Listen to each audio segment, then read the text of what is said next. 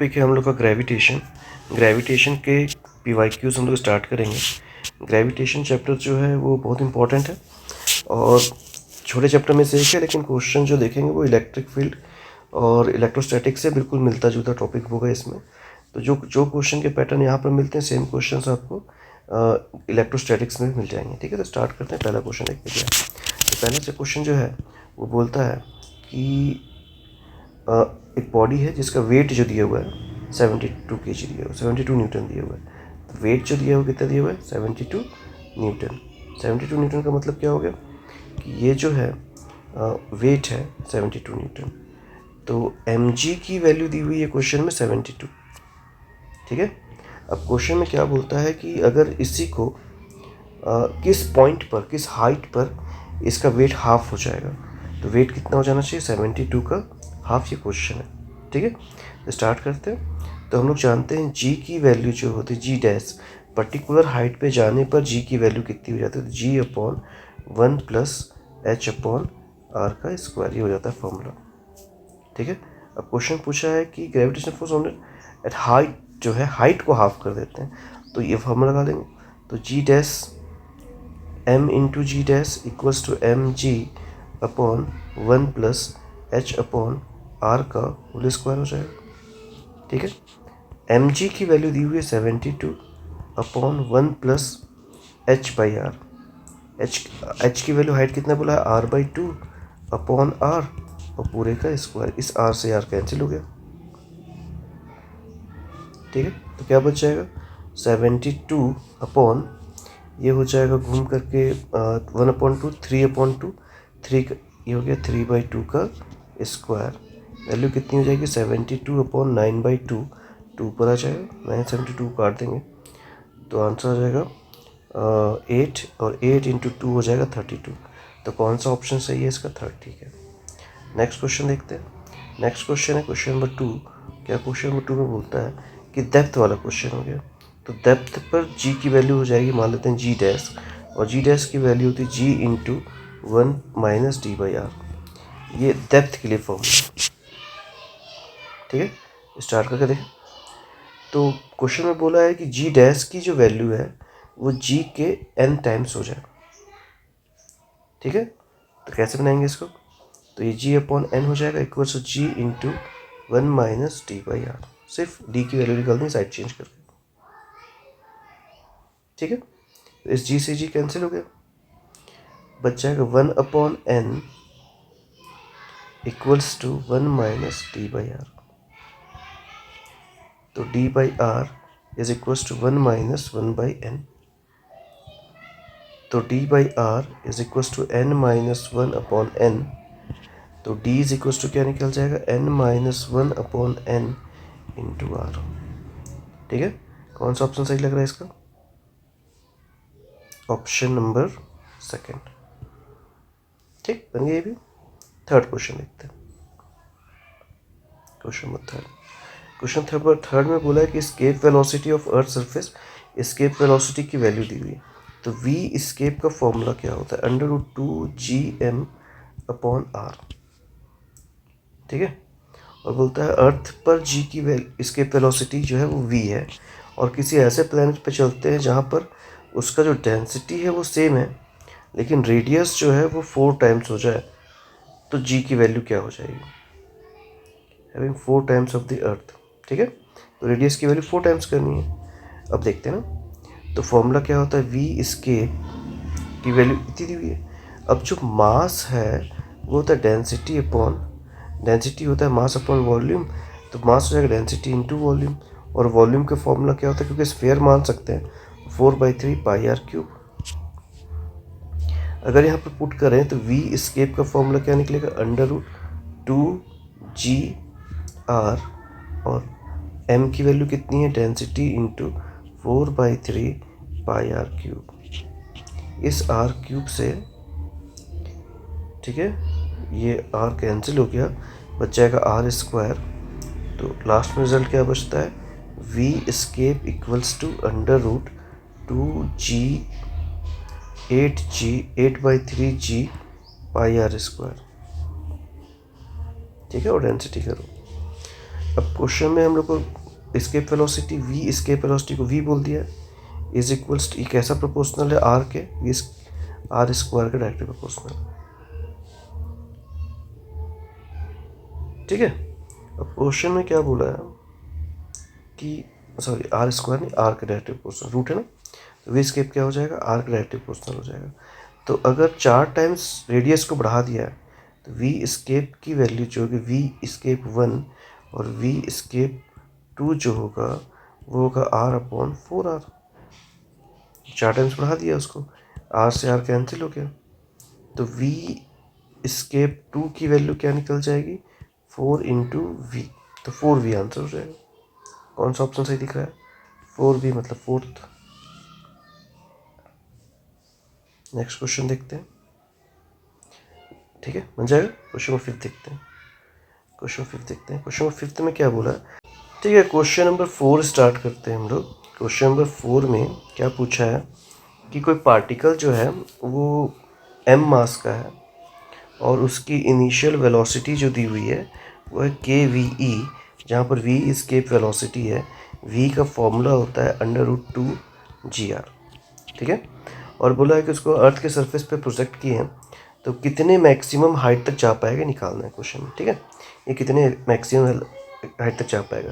Conservation of energy लगा देंगे simply, तो h की वैल्यू जो निकलेगी r/2gr अपॉन v का स्क्वायर -1 ऐसा आ जाएगा। ठीक है, r की वैल्यू तो r है, 2gr देखिए 2gr तो v स्केप वेलोसिटी है और v की वैल्यू दी हुई है kve, तो यहाँ पर भी स्क्वायर, यहाँ स्क्वायर, यहाँ भी स्क्वायर -1, तो h की वैल्यू क्या निकल जाएगी, ये v ये कट कैंसिल आउट हो गया, ये बचेगा r/1/k² -1,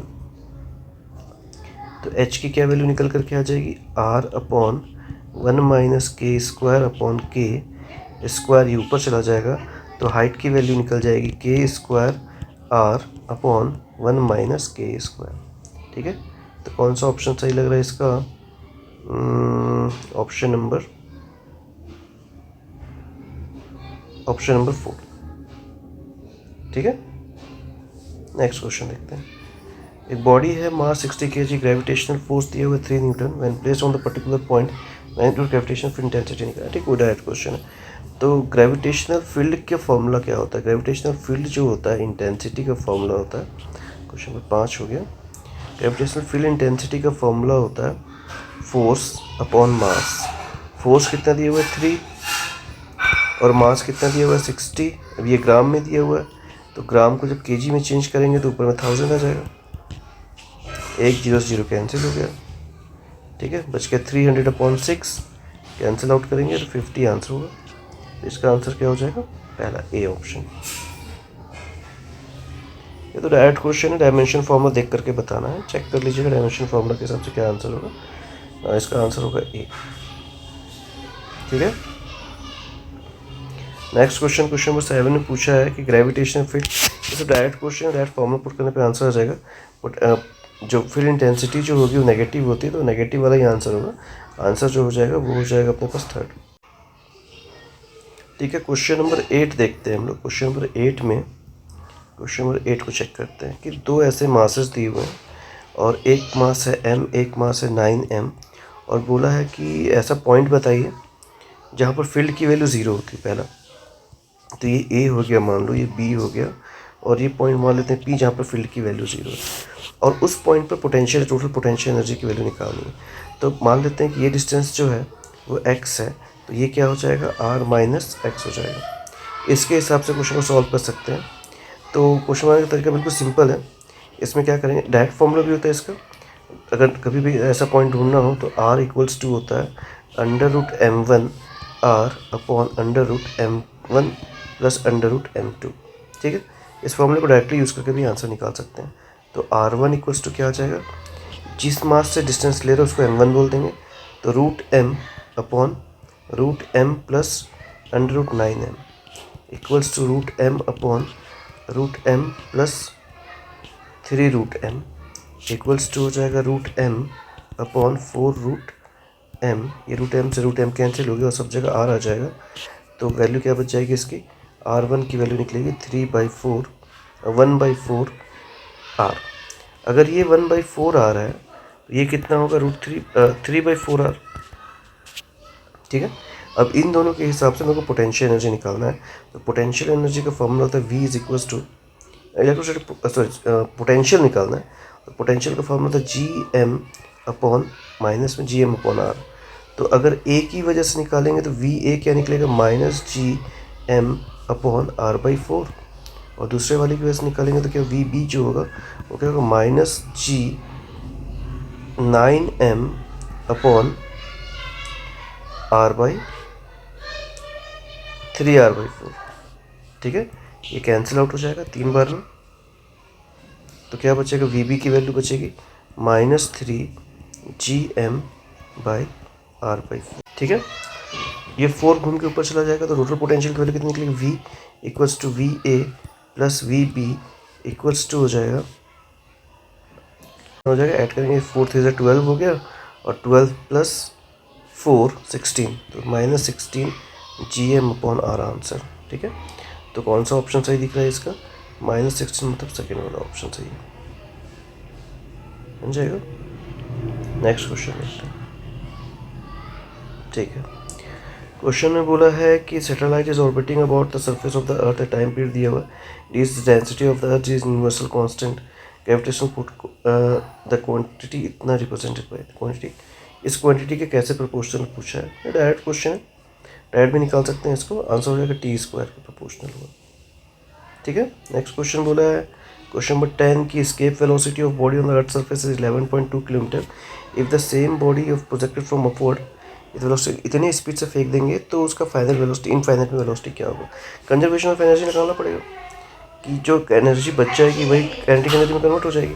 तो फॉर्मूला होगा ½ mv इन्फिनिटी का square equals to ½ mv initial minus ½ mv final, जैसा भी इसका स्क्वायर सॉल्व करने पे आंसर मिल जाएगा।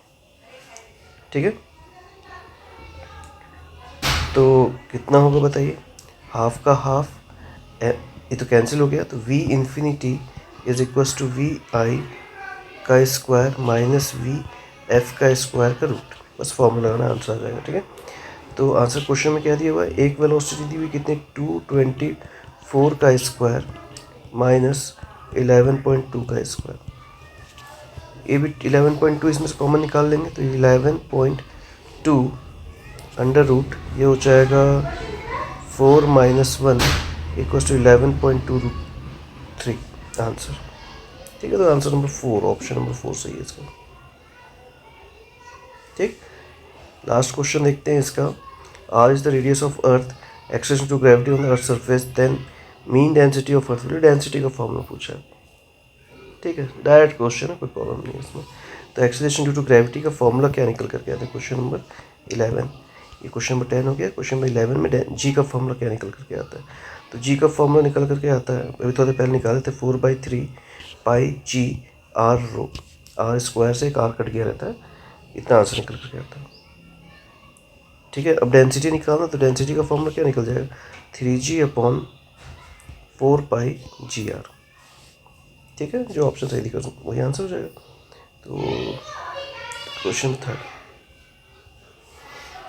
ठीक है, इस प्रकार से हम लोग देखते हैं कि मैकेनिक्स के पूरे PYQs हो चुके हैं।